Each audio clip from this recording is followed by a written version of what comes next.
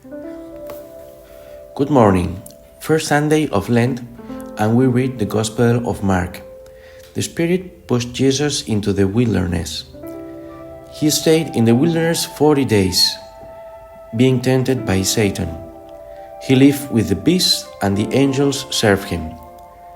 After John was delivered, Jesus went to Galilee to proclaim the gospel of God. He said, "The time has come and the kingdom of God is near. Convert and believe in the gospel." We have begun Lent, the 40-day period of preparation to relive the moments of the passion and death of Jesus Christ. The liturgy offers us the passage of Jesus tempted in the desert. Let us remember where and when this event took place. In the Holy Land, on the west side of the Jordan River and the oasis of Jericho, there is the desert of Judea, which goes up towards Jerusalem by stony valleys, overcoming a slope of almost 1,000 meters. After having received John's baptism in the river and before beginning his public ministry, Jesus went into that rocky solitude. The evangelist Mark is different from Luke and Matthew. Luke and Matthew describe in detail the story of each of the three temptations. Instead, for Mark, it is more relevant the fact that Jesus was 40 days in the desert. What is the function of the desert in the Bible?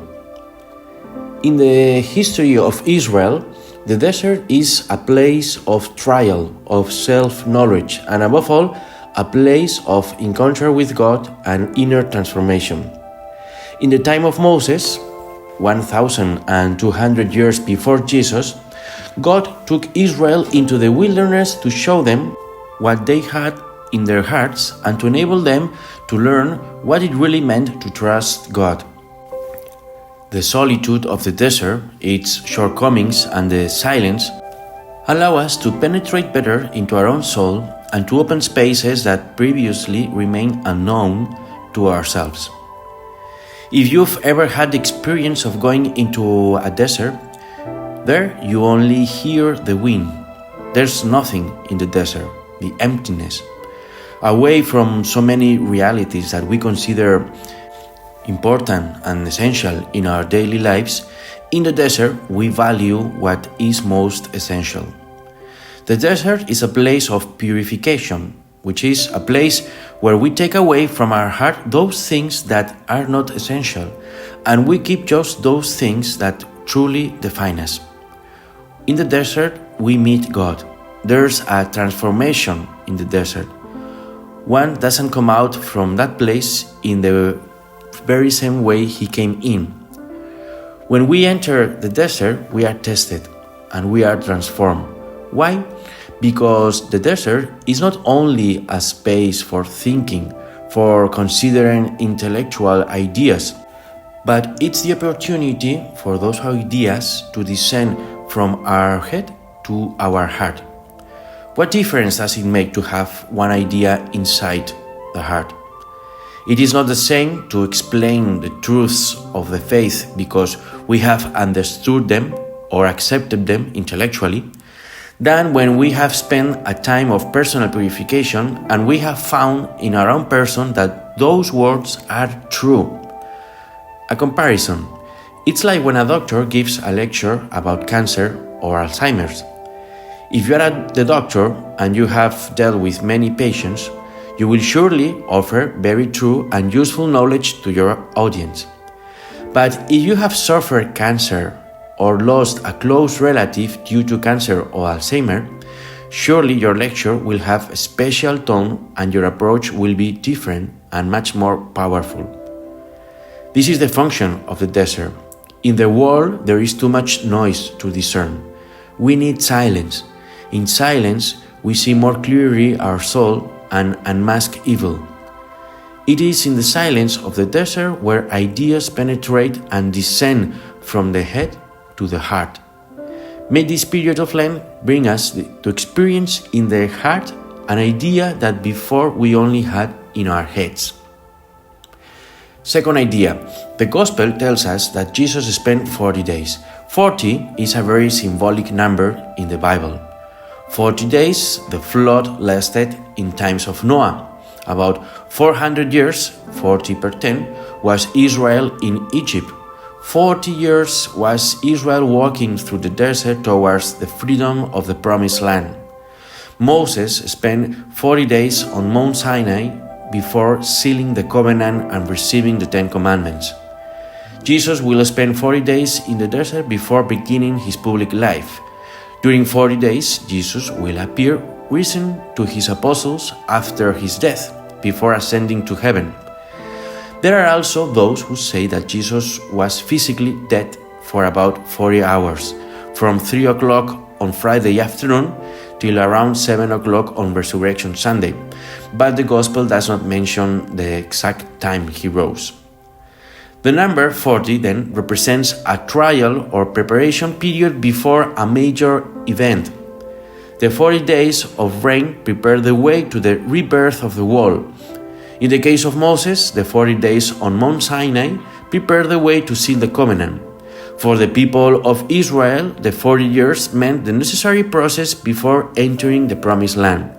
40 is the time needed for a preparation and transformation process to be completed for a big event. Inner preparation and changing is not something immediate. A process is required. No long-term change can be made without a change of belief. And changing a belief is very difficult because it involves seeing in a new and renewed way not only a specific situation, but all areas of life.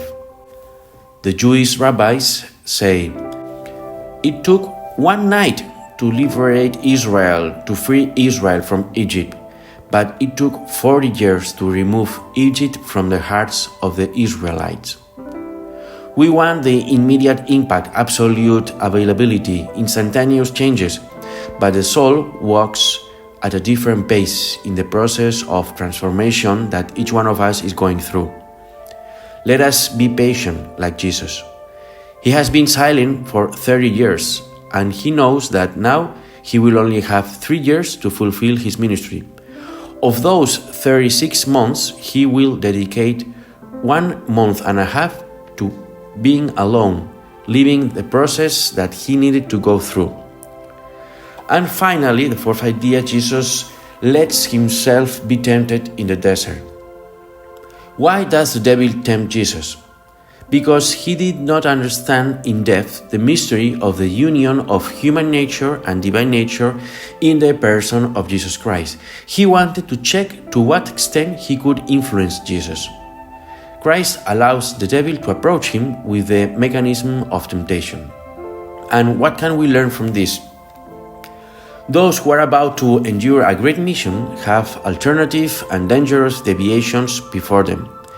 The devil, sooner or later, will come into our life, and he attacks our weakest flank, presenting at first attractive and friendly what in the end is revealed as disappointing. It gives evil the appearance of good. He calls life what are only substitutes for it. If you are intellectual, he will give you compelling reasoning. If you are an artist, he will promise you glory. If you are a politician, he will show you power. If you are hedonistic, he will give you pleasure. If you are an intellectual scholar, he will give you knowledge. We are all tempted. In conclusion, in this 40-day period, let us make more silence within ourselves and let some idea descend from the head to our heart, thus taking a step forward in the process of our transformation and developing as sons of God. And God bless you.